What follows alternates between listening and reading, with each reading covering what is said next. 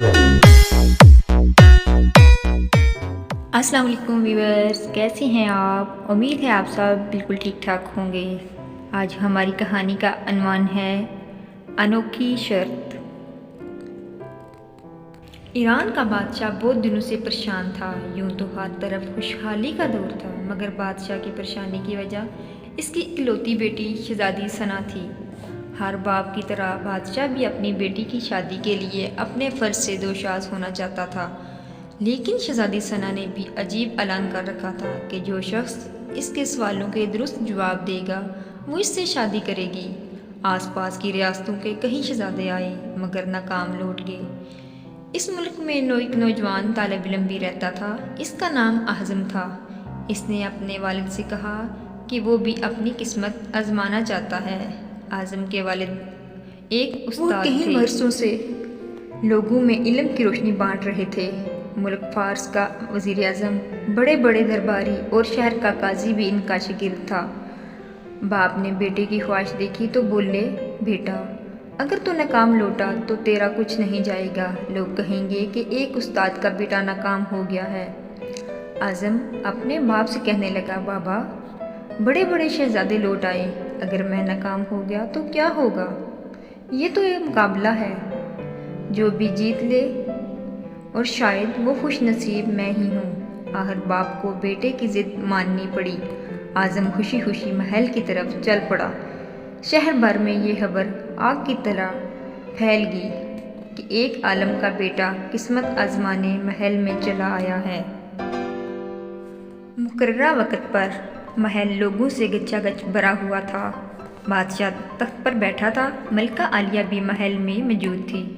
وزیر، امیر، درباری اور عوام الناس سب دربار میں موجود تھے۔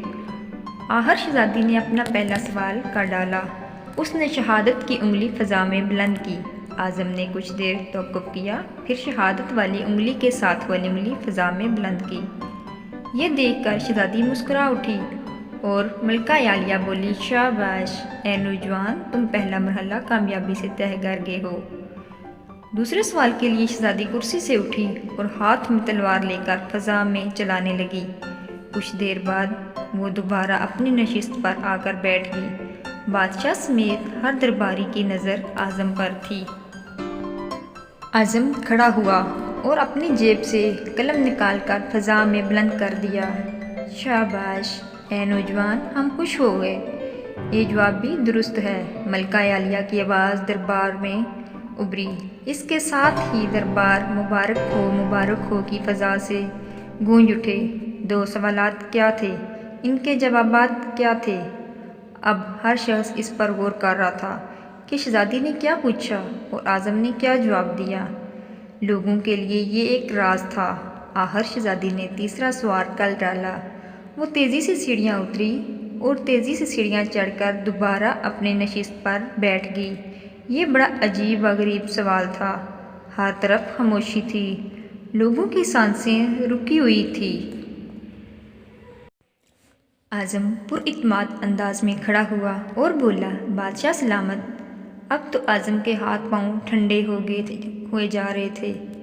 آخر اعظم کھڑا ہوا اور اپنے دل پر ہاتھ رکھ کر شہزادی کی طرف دیکھنے لگا۔ مرحبا مرحبا اے نوجوان، مبارک ہو، شہزادی نے تمہیں پسند کر لیا ہے۔ ملکہ عالیہ کی آواز کے ساتھ ہی شہزادی ثنا شرما کر محل کے اندرونی حصے میں چلی گئی اور محل مبارکباد کی آواز سے گونج اٹھا۔ لوگ خوشی سے جھوم رہے تھے۔ وہ دل ہی دل میں اللہ کا شکر ادا کر رہا تھا جس نے اسے یہ اعزاز بخشا تھا۔ بادشاہ نے اعظم سے پوچھا، اے نوجوان، ملکہ عالیہ کو تم نے تو مطمئن کر دیا، اب یہ بتاؤ کہ تم سے کیا پوچھا گیا تھا اور تم نے کیا جواب دیا؟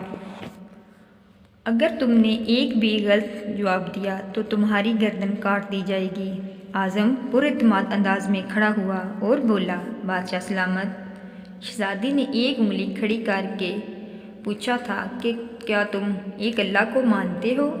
میں نے دو انگلیاں کھڑی کر کے جواب دیا کہ اللہ اور اس کے رسول صلی اللہ علیہ وآلہ وسلم پر میرا ایمان اٹل ہے۔ بہت خوب، ہم خوش ہوئے، بادشاہ نے مسکرا کر کہا۔ اعظم بولا۔ اس کے بعد شہزادی نے تلوار لہرا کر پوچھا تھا کہ اس سے بڑا کوئی ہتھیار ہے؟ میں نے جواب دیا، ہاں، قلم کا وار تلوار کے وار سے زیادہ کارگر ہوتا ہے۔ ماشاءاللہ نوجوان، تم نے ہمارا دل جیت لیا۔ تم نے ثابت کر دیا کہ جاہ و جلال، دولت، حشمت کی علم کے سامنے کوئی حیثیت نہیں۔ لیکن تیسرا جواب؟ بادشاہ نے حوصلہ افزائی کرتے ہوئے پوچھا۔ اعظم نے آسمان کی طرف دیکھا اور کہنے لگا، بادشاہ، شہزادی دربار کی سیڑھیاں اتری اور چڑھی، کرسی پر تھک کر بیٹھ گئی۔ انہوں نے پوچھا تھا کہ میں تھک چکی ہوں، لیکن میرے جسم کی ایک چیز نہیں تھکی۔ میں نے جواب دیا، دل۔ یہ پیدائش سے لے کر موت تک بغیر تھکے دھڑکتا رہتا ہے۔ بادشاہ نے اعظم کو پاس بلا کر گلے سے لگا لیا اور کہا، اے لوگو، گواہ رہنا، میں نے حقدار کا حق ادا کر دیا۔